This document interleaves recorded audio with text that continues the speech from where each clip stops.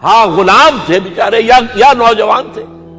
نوجوانوں پر بزرگوں کو خود ہی حق حاصل ہوتا ہے جو چاہے کرے, اور غلام تو ملکیت ہوتا ہے, زندہ ذبح کر دے تب بھی کوئی پوچھنے والا نہیں. تو جو بیت رہی تھی بلال پر, ابو فقیہ پر, زنیرہ پر, جو ان پر بیت رہی تھی, جو خباب پر بیت رہی تھی, جس طرح ہلاک کیا گیا ہے حضرت سمیہ کو, حضرت یاسر کو, یہ ساری تکلیفیں انہیں بھی تھی. لیکن کیا اس کا یہ بالواسطہ ایذا محمد کے لیے نہیں تھا صلی اللہ علیہ وسلم. آپ کے ساتھی آپ کی جانثار ہیں, لیکن آپ ان سے بھی کیا کہیں, فصبروا فصبروا فصبروا.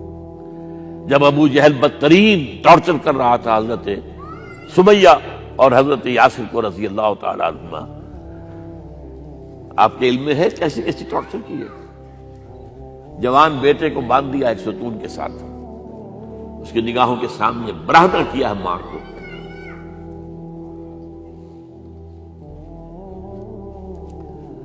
ہاتھ میں ایک مورتی ہے,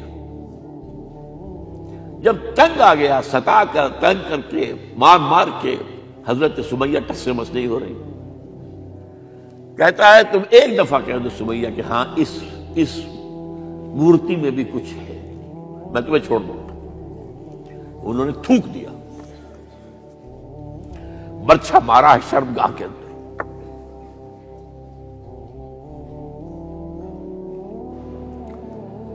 کتنی تکلیف پہنچی ہوگی حضور کو, لیکن آپ گزر رہے. اصبروا یا آل یاسر فإن موعدکم الجنہ. اے یاسر کے گھر والوں صبر کرو, تمہارے استقبال کی تیاریاں ہو رہی ہیں جنت. یہ سیرت کوئی بلاتا سناتا ہے, یہ سیرت.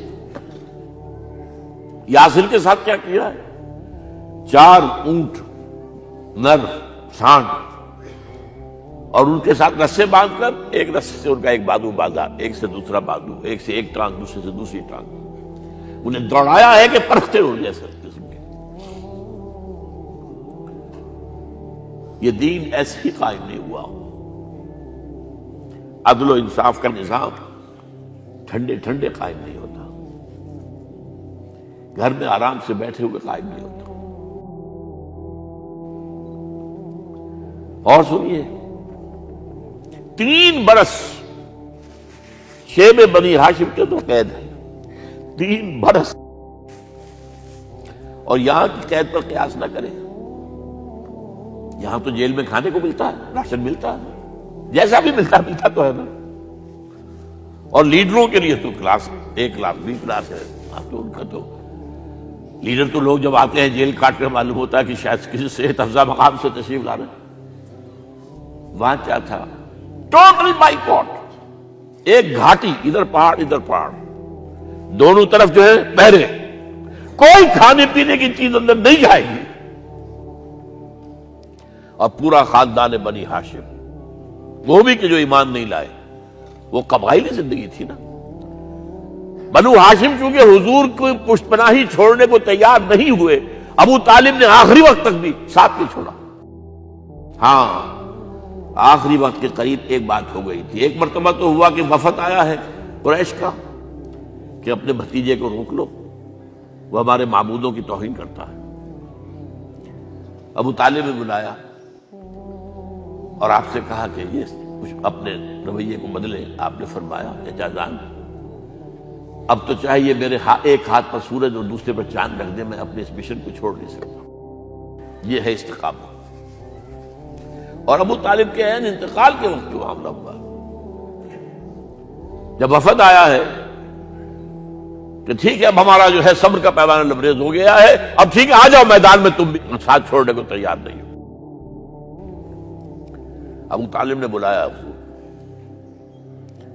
بھتیجے مجھ پر اتنا بوجھ نہ ڈالو جو میں برداشت نہ کر سکوں.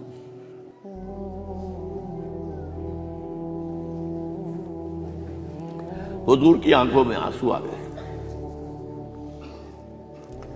چچا جان اب تو یا یہ بات پوری ہوگی یا میں اپنے آپ کو ختم کر دوں, اسی میں ختم ہو جاؤں.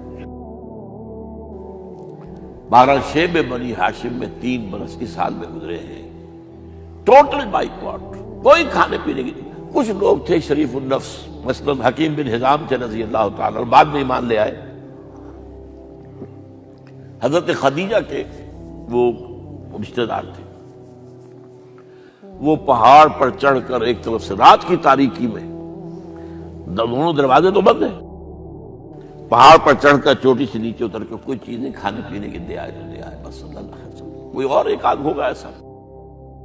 یہاں تک نوبت آئی ہے کہ بنی ہاشم کے یہ پھول جیسے بچے معصوم بھوک سے بلبلا رہے ہیں، اور اس کے سوا کچھ نہیں ہے کہ سوکھے چمڑے ابال کر اس کا پانی ان کے حلق میں ٹپکا دیا جائے۔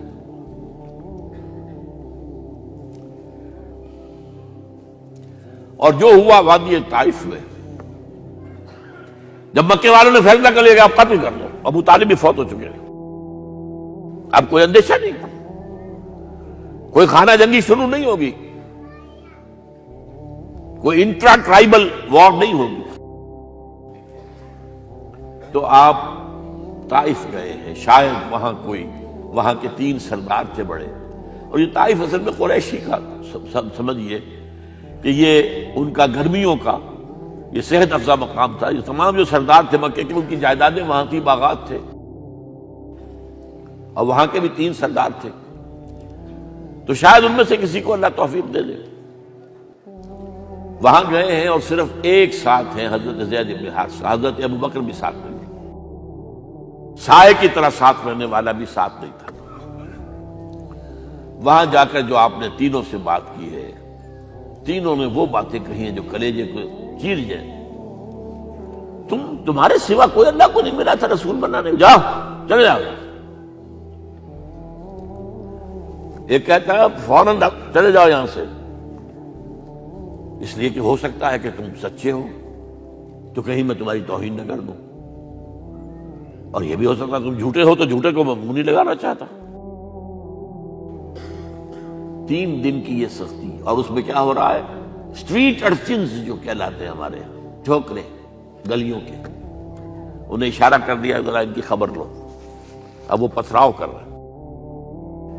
جیسے ہمارے ہاں کوئی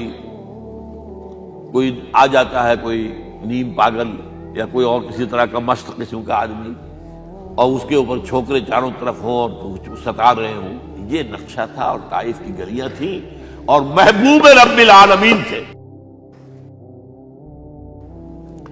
ادھر سے پتھر آ رہے ہیں تو زید بن حارثہ رکاوٹ بن گئے، لیکن پیچھے سے آ رہے ہیں، وہ کیسے روکیں گے؟ پیچھے جاتے ہیں تو ادھر سے آ رہے ہیں۔ جسم لہو لہان ہے، خون رس رس کر زخموں سے جوتیوں میں آ کے جم گیا ہے۔ پھر وہاں سے آپ نکل کر گئے ہیں، ایک باغ میں تھوڑی سی پناہ لی ہے تھوڑی دیر کے لیے، جوتے بڑی مشکل سے اترے ہیں، خون جمع ہوا، اور وہ جو پھر دعا نکلی ہے آپ کی، وہ کلیجے کو چیر جانے والی ہے۔ اللہم الیک اشکو ضعف قوتی وقلت حیلتی وحوانی علی الناس، اے اللہ تیری جناب میں فریاد لے کر آیا ہوں،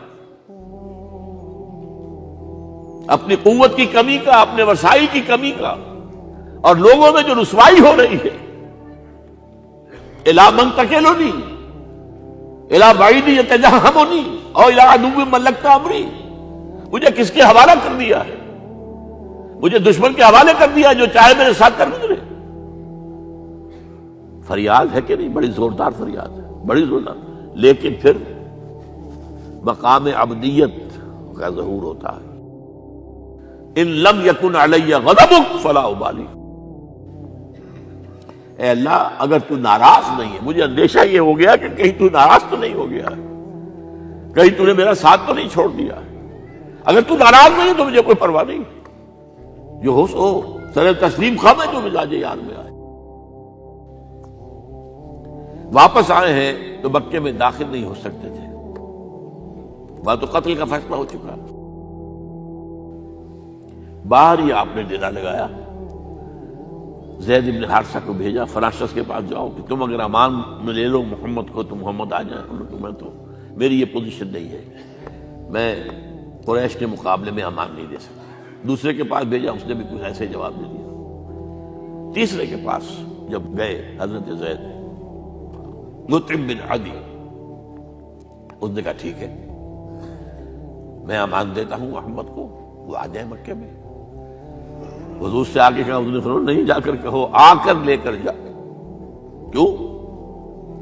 کیا پتا اچانک جو ہے میرے داخل ہوتے ہی کوئی مجھ پر حملہ کرے، قتل کر دے۔ وہ تو یہ کہہ سکے کہ ہمیں کیا پتا تھا کہ مطعم نے جو ہے امان دی ہے، I never knew it۔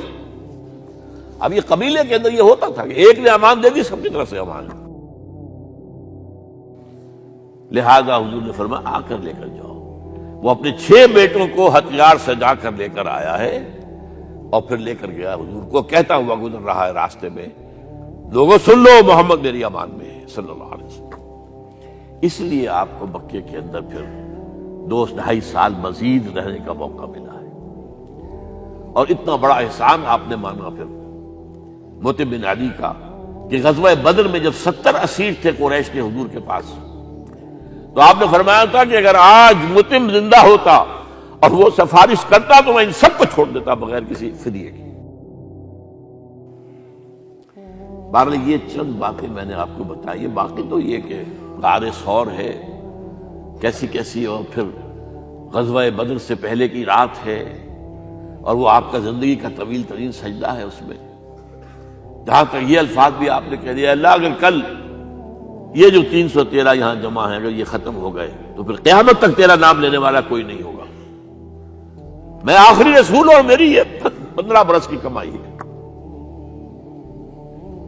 اس وقت کہا حضرت ابوبکر نے، وہ پہردار کی حیثیت سے کھڑے تھے کہ حسبک حسبک، حضور بس کیجئے بس کیجئے۔ بہرحال بدر ہے، احد ہے، زخمی ہوئے ہیں، دندان مبارک شہید ہوئے ہیں، خون اتنا بہا ہے کہ بے ہوش ہو گئے ہیں، اور خبر اڑ گئی ہے کہ آپ شہید ہو گئے۔ یہ سب کچھ، اور سب سے بڑھ کر حمزہ کی لاش سامنے آئی۔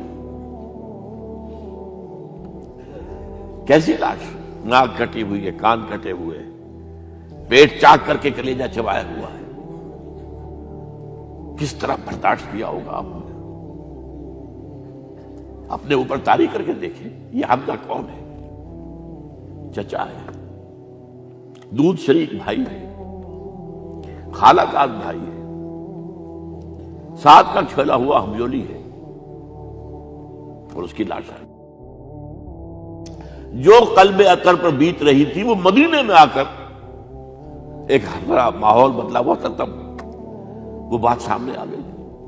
جب آپ مدینے واپس تشریف لائے ہیں تو ظاہر بات ہے کہ زیادہ انصار کے لوگ تھے جو شہید ہوئے تھے۔ بدر میں مہاجرین تو میرے خیال 1/4 تھے نمبر کے اندر، 3/4 تو انصاری تھے۔ اسی طریقے سے احد کے اندر معاملہ ہے، تو مختلف گھروں سے عورتوں کے بین کرنے کی آوازیں آ رہی تھی، اس لیے کہ اس وقت تک بین کرنا حرام نہیں قرار دیا گیا تھا، ممنوع نہیں تھا۔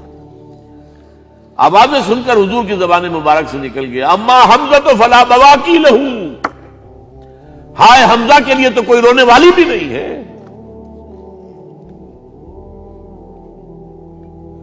اس پر پھر صحابہ نے، انصار نے اپنے ہاں کی خواتین کو حضرت صفیہ کے ہمیں، جب وہ سگی بہن تھی، وہاں انہوں نے جا کے بھی تعزیت کی، بہن کی۔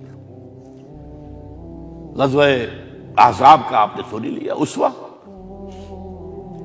اسوہ رسول پر نہ معلوم کیا کیا باتیں چیز لوگوں میں مشہور ہو گئی ہیں۔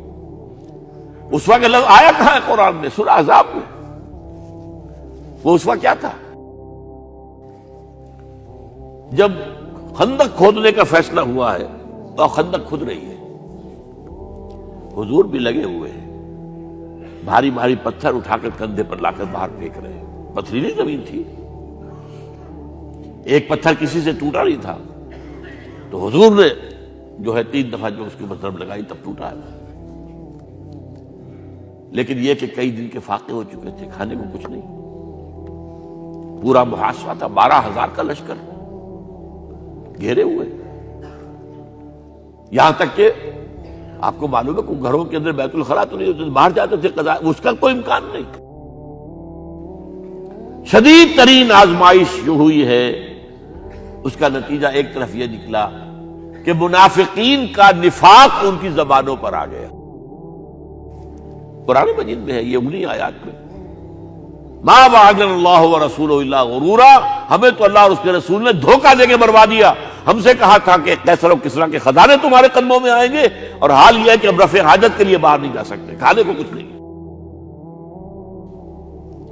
اس وقت کچھ صحابہ آئے ہیں حضور صلی اللہ علیہ وسلم سے، دیکھیے فاقے سے کمر دوہری ہوئی جا رہی ہے، ہم نے اپنے پیٹوں پر پتھر باندھے ہوئے، چادروں کے ساتھ پتھروں کسا ہوا تاکہ کمر سیدھی رہے۔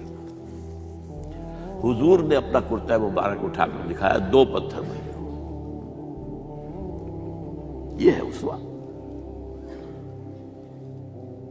یہ ہے آپ کی سنت، آپ کا اسوہ حسنہ۔ لیکن اس اسوہ حسنہ سے فائدہ کون اٹھا سکتا ہے؟ لقد کان لکم فی رسول اللہ اسوۃ حسنۃ لمن کان یرجو اللہ والیوم الآخر وذکر اللہ کثیرا۔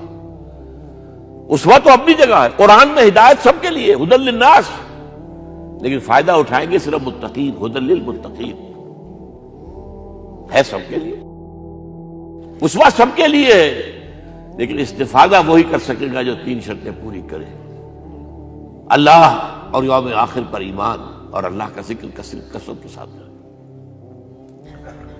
بہرحال یہ میں نے آپ کے سامنے اس حوالے سے رکھا ہے، یہ اسوہ جو ہے حضور کا، یہ ہم پر اتمام حجت ہے۔ دیکھیے نوٹ کیجئے، پوری نوع انسانی پر اتمام حجت، اسلام کا نظام عدل اجتماعی جو قائم کر کے دکھا دیا، حجت قائم، اسے انگریزی میں کہتے ہیں اٹس ڈویبل، کیا جا سکتا ہے، یہ کام ہو سکتا ہے، اس لیے کہ زمین پر قدم بقدم چل کر یہ انقلاب آیا، محنت سے آیا، مشقت سے آیا، ایثار سے آیا، قربانیوں سے آیا، تکلیفیں جھیل کر آیا، صبر و مصابرت سے آیا، استقامت و مقاومت سے آیا۔ یہاں پر معجزوں کی کار فرمائی نہ ہونے کے برابر ہے۔ یہاں دھوپ سے بچانے کے لیے کوئی اللہ نے صاحبان نہیں دیا، ظل اللہ علیکم الغمام، اور بھوک سے بچانے کے لیے من و سلوہ نازل نہیں ہوئے۔ غزوہ تبوک میں ایسا بھی ہوا ہے کہ 3 مجاہدین کا 24 گھنٹے کا راشن ایک کھجور، ایک نے منہ میں رکھی، کچھ چوس لی، کچھ گلوکوز چلا گیا اس میں سے، دوسرے کو دے دی، اس نے چوس لی، پھر تیسرے کو دے دی۔ من و سلوہ نازل نہیں ہوئے۔ محنت، مشقت، ایثار، قربانی، صبر، مصابرت، استقامت، مقاومت، یہ ہے اسوہ رسول۔